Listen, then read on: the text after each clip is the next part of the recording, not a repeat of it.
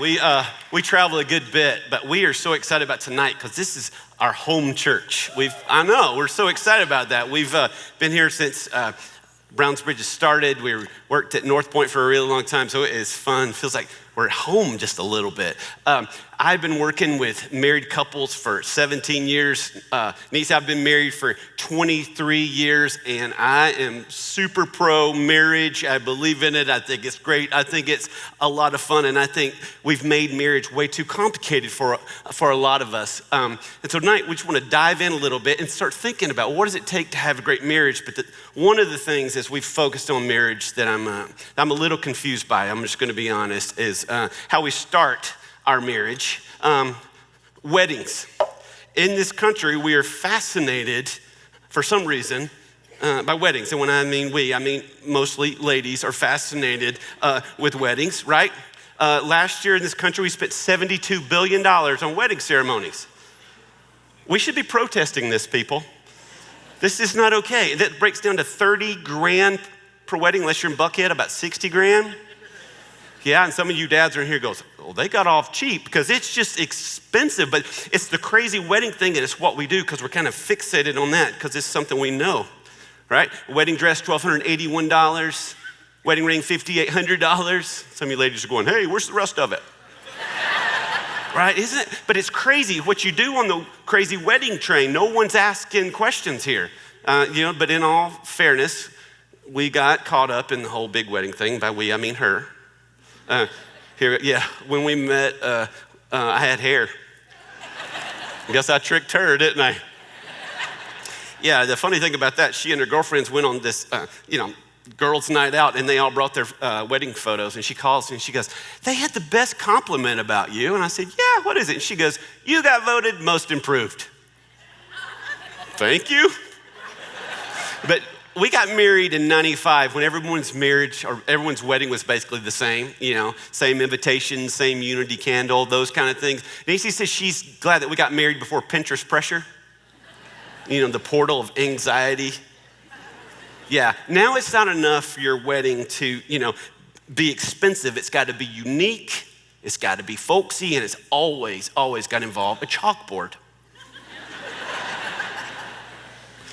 Choose a seat, not a side. We're all family once the knot is tied. Whatever. That's reality. But if you put it on the magical wedding chalkboard, it's got to come true, right? And not only are, the mother of the bride, the parents of the bride spending all their money on a big ceremony, we all get involved too. We spent $19 billion on wedding gifts. I've never understood for the life of me why we buy $60 plates for people who cannot afford ramen noodles. But that's what you do on the crazy wedding train, right? And then what do? After that, we go on the best vacation of our lives when we need it the least. $8 billion on honeymoons. Are you kidding me? But here we are. Oh yeah, in Jamaica. Because that's what you do on the crazy wedding train. I was working at a church making $500 a month with a $217 car payment, and we're in Jamaica. Because that's what you do, right? And I'm gonna be really honest, since we're all, adults here. These two people right here, we really didn't need Jamaica. We needed a room with a lock. Let me show you who needs Jamaica. Us 23 years later. And 3 humans that did not exist before we got together. I find it quite appropriate that there is a horse's butt in the background.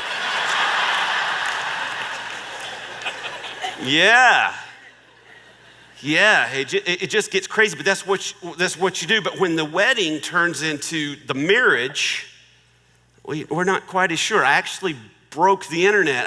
I Googled, what do people spend on their actual marriage? Guess what? No stats come up at all, just wedding stats. When was the last time you Googled something and nothing came up? Right? It's fascinating to me that we can pour all the billions into there, but when it gets to marriage, we're a little bit confused. But before you call me a complete cynic, I think that weddings should be special days. I really do. I just don't think they should cost more than a man cave. A man cave, the place that a guy's got to go when he doesn't understand what's happening to him. That's an important environment to create.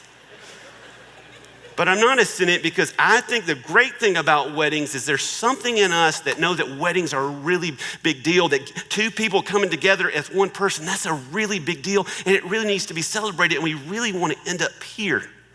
We want to end up here. We want to have someone to grow old with. I told Nancy, I said, oh, honey, look at this picture. Look at this. We're at this flea market, and I took this picture. I said, look, honey, I want us to be out and about, even when we have to hold each other's hand and have two canes to get down the road. I said, even when you're wearing seasonal clothing. Because let me let you in on a little secret about this, ladies. Never in the history of the world has a woman walked out in a Halloween sweater and husband goes, whoo, that's hot. Even when you got a trick-or-treat outfit on, even when it takes a belt and suspenders to keep up my pants, me and you were out and about. That's what we want, right? But weddings, when it turns into the marriage, it gets a little bit more confusing, right? Because things are, like our true colors start shining through, right? When we were dating each other, we weren't really dating each other, we were dating each other's PR department. Yeah, we always looked good, smelled good. We listened really good, didn't we? Really? That is fascinating. I could listen to you talk all night long. Right? And then we get married and we go like, hey, I didn't know in the mornings that my Cinderella was more like the wicked stepmother. And I didn't know Prince Charming tooted in the bed. Yeah. Things come up like chores. Stats show that couples fight about this a lot. Like, who's gonna do chores? You know, we come from two different families, and maybe dad did something there, and your dad did it this way, and that gets a little bit confusing. A lot of times, people that are, really, really neat will marry people that really, really aren't. I grew up mostly with my dad and my brother. We were like bears with furniture. And I married a very, very neat and tidy woman. Our junk drawer has dividers, which I've tried to explain to her, but it makes it by its very essence not a junk drawer. You want to freak her out? Come over to our house and open up a cabinet door in the kitchen about this much. She will put a dart in your neck. And there's some tension there, right? And these tensions can last for a long time. From those of us who've just been married a little bit to those of us been married 56 years, it just keeps happening. And then there's issues like time. How much time are we gonna spend at home? How much time are you gonna spend at work? How much time are we not gonna spend at your mom's? Like, how's that gonna work? We see being on time a lot of times differently. For some of you, being on time was being here, at like noon today. Some of you just got here and you're feeling pretty good about it. Yeah, a lot of times we marry our time opposites. How many of you have married your time opposite? Yeah, that's not fun. And then, a lot of times, spenders will marry savers.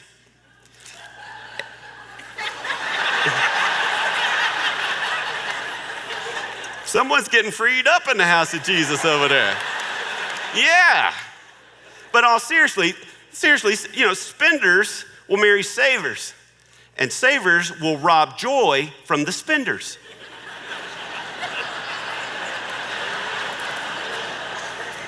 That's how that works. How many of you have heard of Dave Ramsey? Don't cheer that fool on. He is systematically robbing people of good times. I'm writing a new curriculum. It's called Ramsey Busters.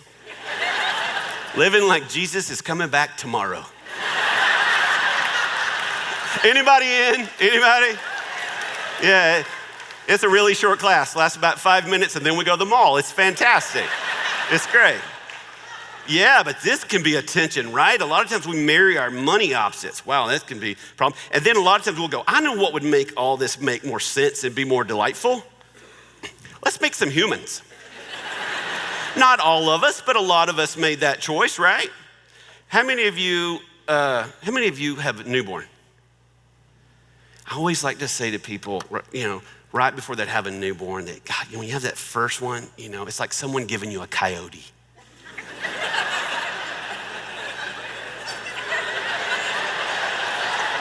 Now, that's some truth, right? and you don't sleep. You know how crazy you get. You're not sleeping. We have a lot of young couples that work in our office, and I'll see them and go, new parents, how you doing? How's the sleep? Is it going okay? And they're like, last night we got a long stretch. We had a solid 45 minutes. We're feeling really good about it. But yeah, you start kind of going crazy with that, and you wonder if you're ever going to sleep again. And then they hit the terrible 2s and the terrible 3s. Our kids all lost their mind at like 4 for some reason. Anybody? 4? Nancy, and again, with her girlfriends, they're out on a play date with the kids. They go to Chick-fil-A, and they have that legal cage called the Play Center. She calls me, and she said they were sitting there, her 2 girlfriends, and their 3 little boys are all playing in the Play Center. And she said she looks out the corner of the eye, and she sees our friend's little boy come out the bottom of the slide, butt naked. And she starts freaking out, and of course his mom did, and they're looking around, and then she looks, and her other friend's little boy comes out the bottom of the slide, butt naked. And then we all know what happens now. Our kid comes out the bottom of the slide. Things you didn't think you'd ever say in church, right? They come out, butt naked. And she said they are freaking out. Here they are with 3 little naked boys and Christian chicken. She is like, where are your clothes? And then all the kids go at the top of the slide.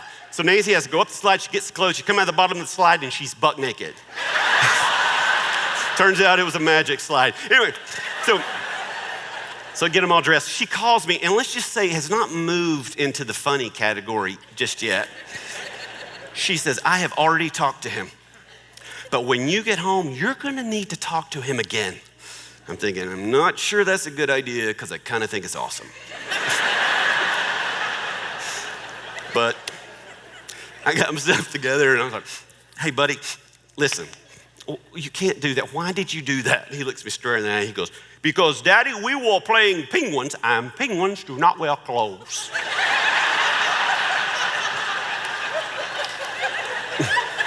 I went, he's got a point. She didn't think he had a point, right?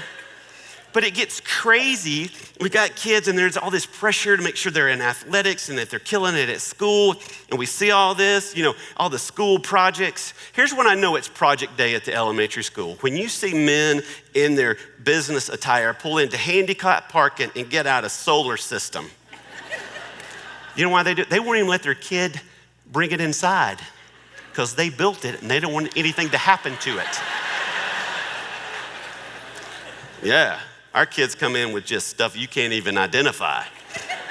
But we feel all this pressure, don't we? And then we get teenagers. How many parents of teenagers do we have in here? You didn't even want to be here tonight, but they're not here, so you're good. Right? I told Nancy one day, I said, you know what? Raising teenagers is like running a free hotel and everyone's always griping about the service. It's always driving an Uber, you never get paid and you're always getting bad reviews. Anybody? Yeah. And everybody's like, oh, it just goes by so fast. I'm like, good. Love my kids, but it can get a little bit crazy, can it? And then we have these things that come up that we didn't see coming. We get a doctor's report that scares us. We get a bill for the car we did not see coming. We get, in-laws.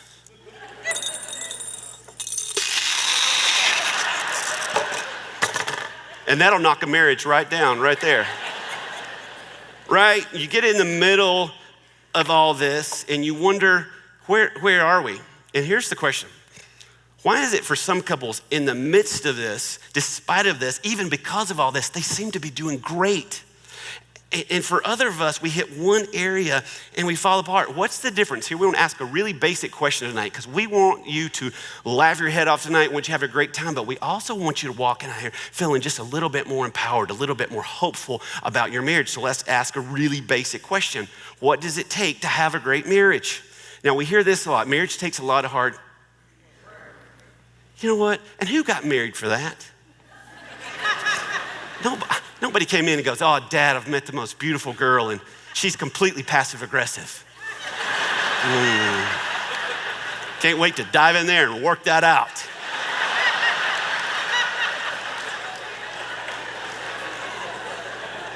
right? And what do we not want to do at the end of the day of hard work? Work some more. And no one tells people what it means anyway. You walk up you see people, they've just got their $5,800 ring. They're all happy and delighted and just, we're gonna do life together forever. And somebody walks up to them and goes, that's all good and well, but you should know, marriage, it takes a lot of hard work.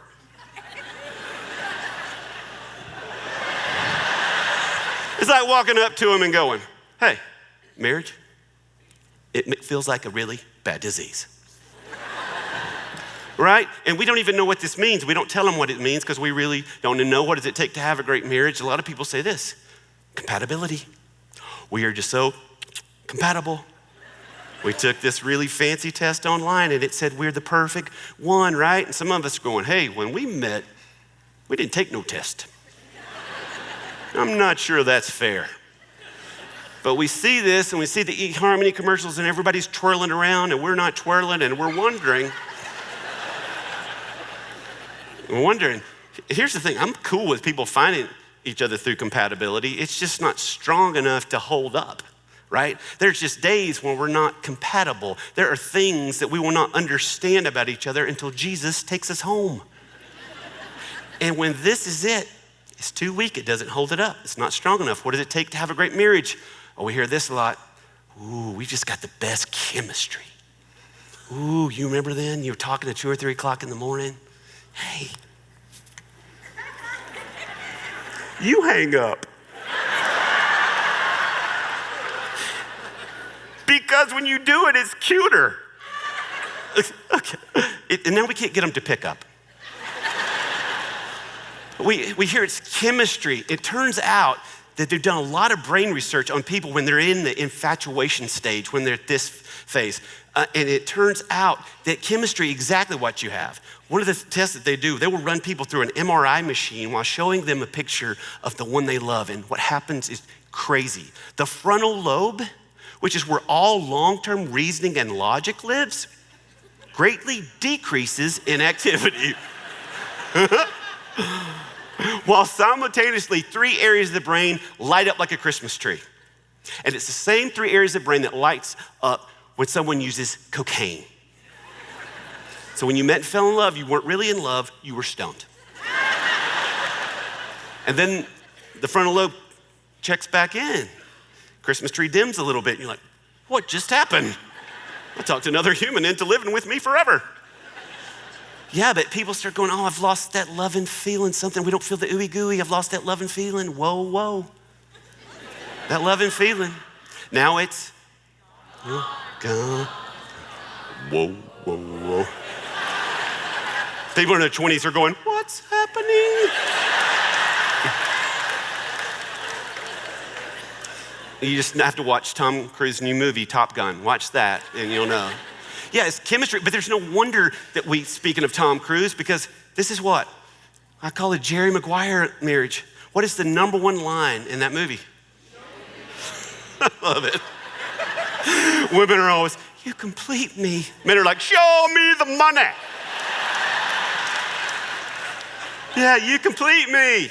The problem is we were never designed to complete anybody. He tried it 3 times and he's Tom Cruise, couldn't make it work. Too much. Yeah, and then I got what I call the Bruno Mars marriage. See, there's no reason of course there's a reason we think there's chemistry because we hear it in every movie, every song, and this is the marriage where you feel like you're doing a lot more than your spouse. From grenade, I catch a grenade for ya. Because that's effective. Throw my hand on a blade for ya. I would jump in front of a train. Yeah, you know I'd do anything. I would go through all this pain, take a bullet straight right through my brain. Yes, I would die for you, baby. But you won't do the same.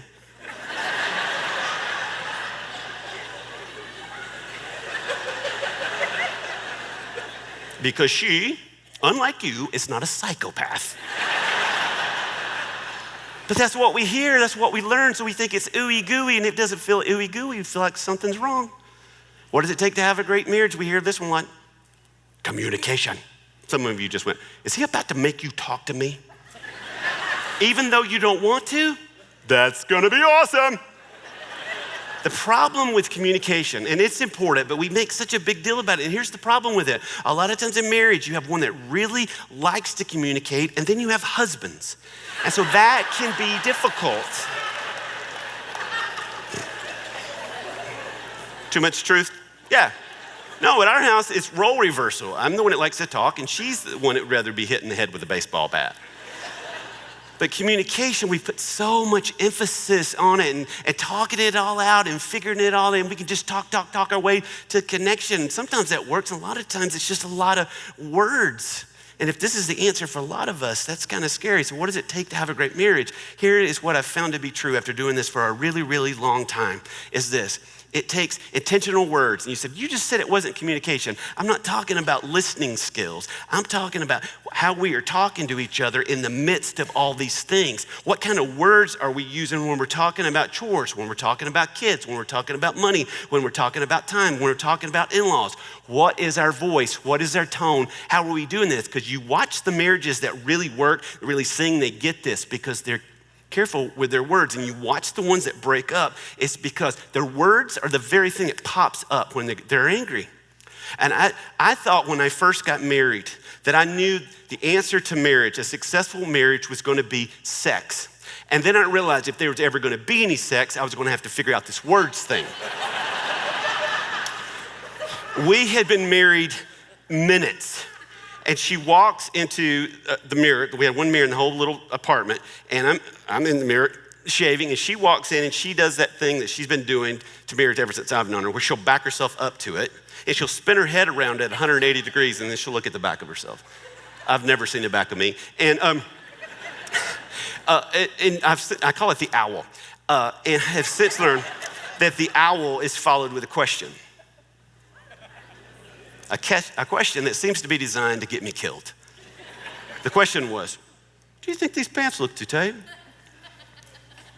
I was young and stupid and was not in tune with the Holy Spirit when Jesus whispered to me, lie. You know what this idiot said? You think these pants look too tight? Yeah, kind of. That was the wrong answer. Yeah, kind of led to a lot of tears that day. In fact, she almost cried at one point. It was a big deal.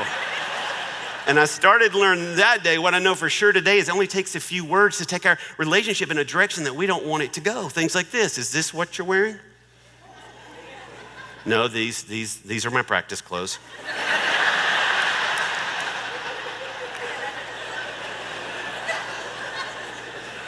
It hurts, doesn't it? It hurts. Yeah. And then there's those times where you've done something wrong and you really don't know what it is. And you venture in to find out. Hey, what's wrong? And what do we get? I'm with my people. Nothing. Which is always followed up with nothing. I love you guys. And here's what, we all know this translates into something, you're an idiot. Only takes a few words, and then there's this atomic bomb of marriage. You are just like your mom. How many moms? Raise your hands, moms. After all you do. And this gets the woo. It's not fair. Accurate, but not fair. And then, we'll say something, our spouse will say something, we'll say, are you sure? You're like, yeah, I'm sure, I know some things, yeah. And they go, I'm gonna Google that. And I trust, a search engine way more than my soulmate. And then, of course, there's sex, and we get, hey, you wanna, what was their thing? Pat, Shelley? What was their thing? They couldn't get it figured out? Get it on? Yeah, you wanna get it on? And you get, not tonight. Not this week.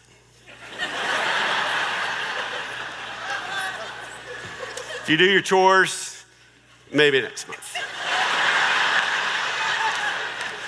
And second thought, what you got going on leap year? Yeah, but think how delicate it is. And here's the mystery.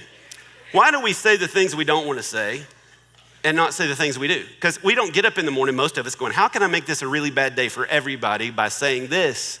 We don't do that. And if I were to say, do you want to speak words of life and encouragement? We say, yes, then why do we not do this? I landed on this one piece of scripture that I thought, isn't it just like God to make things this clear and this easy, this quick? And he says this in Proverbs 12:18. Careless words stab like a sword.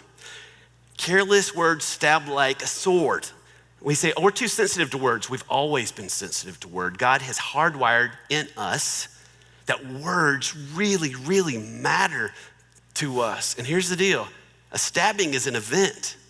You know, we say these things and people can remember it and you go, gosh, my spouse keeps this filing drawer of this.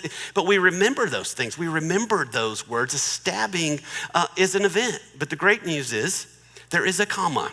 Careless words stab like a sword, but wise words lead to healing. Think about God's economy on this. The very thing that we have used to hurt our spouse, to stab our spouse, words, is the very thing that God wants to use to heal our spouse. Words. That we say the right things, all of a sudden it starts to heal those wounds. I was very verbally abused as a kid. I married a woman who had spoken very careful words, very wise words into that, and it has healed those wounds. And it's a beautiful thing, but here's the thing. A stabbing is an event. Healing is a process, and process is slow. You know, and that's why we don't get a big response. When we say the right things, we don't get a big response. My wife told me I was the first person to ever tell her she's beautiful. So I tell her all the time, you're so beautiful. She'll go, thank you.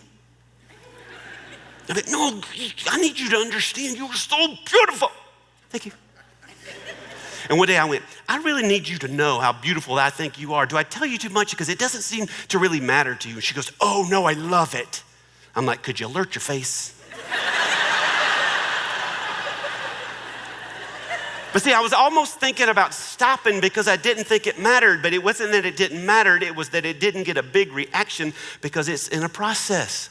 And ladies, we are the worst. Husbands are the worst. You'll say something that means so much to us. You know, thank you for working so hard for this family. You're such a good dad. And the response you get is,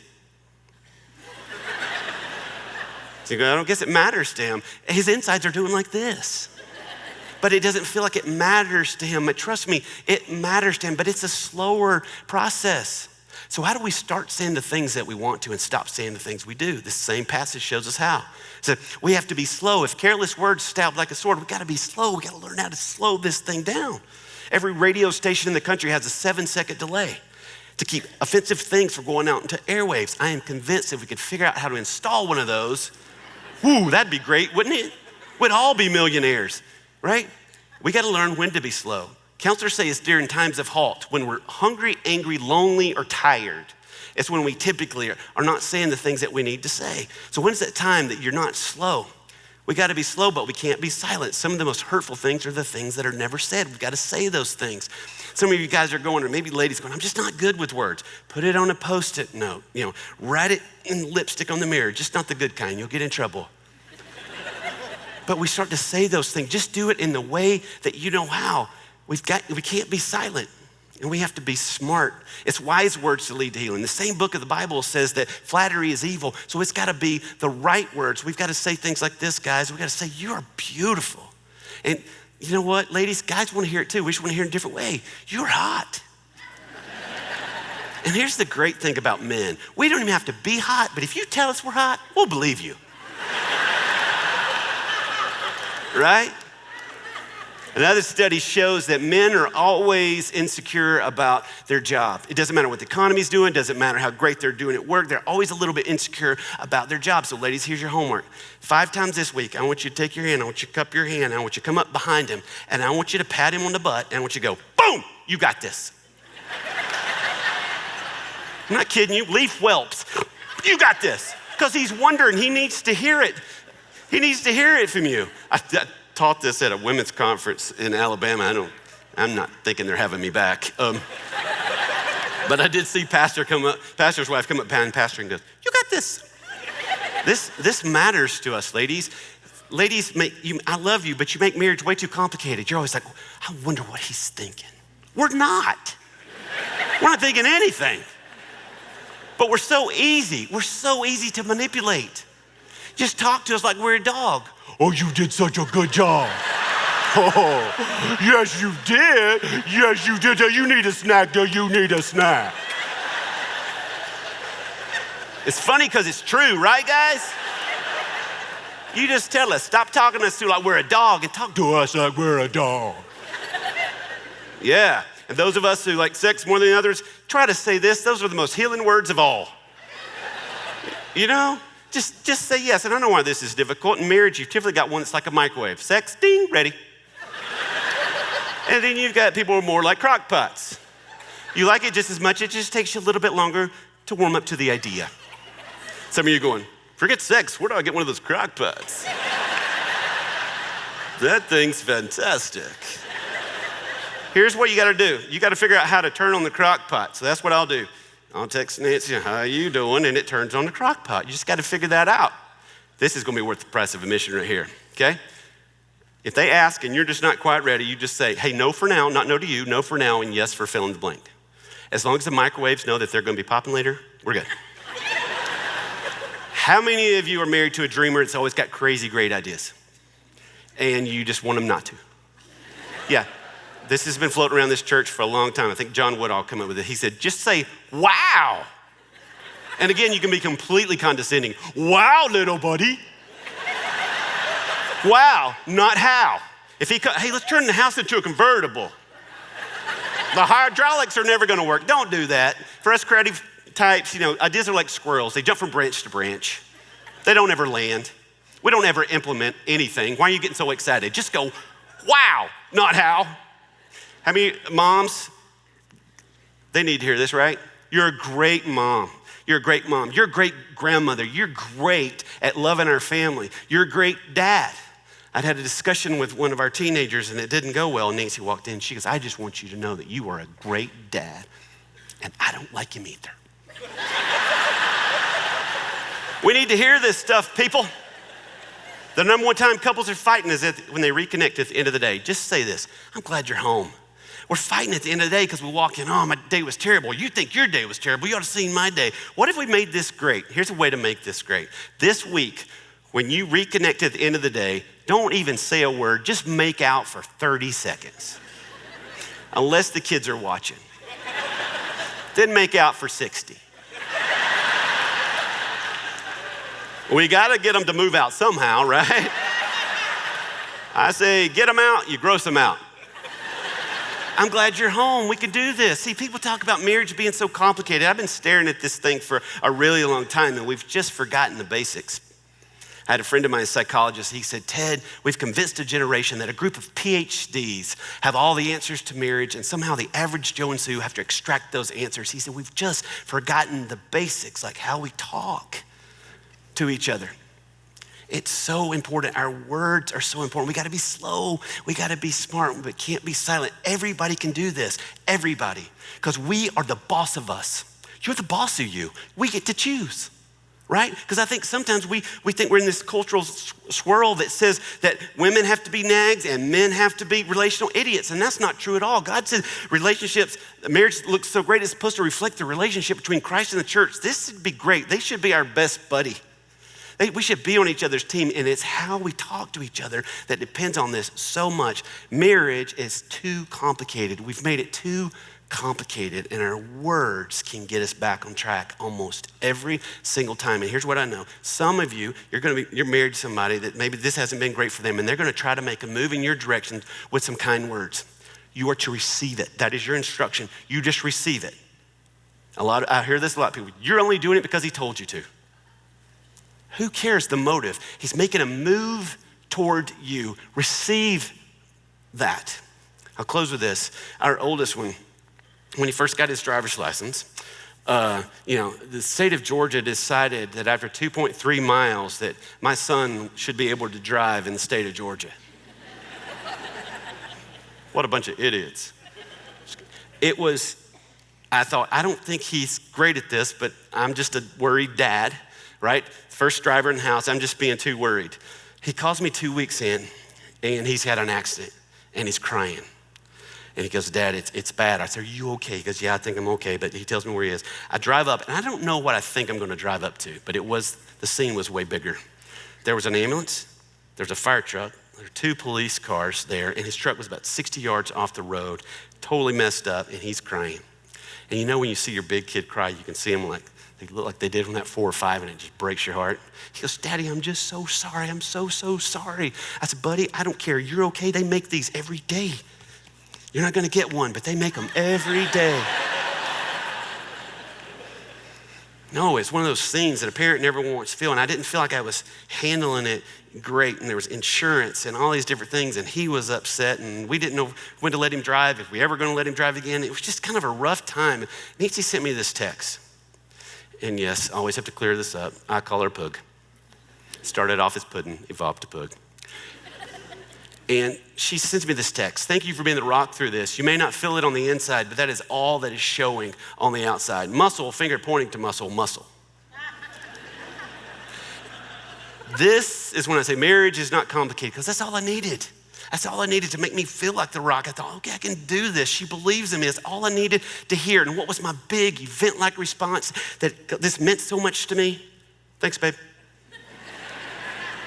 But we got to keep doing it.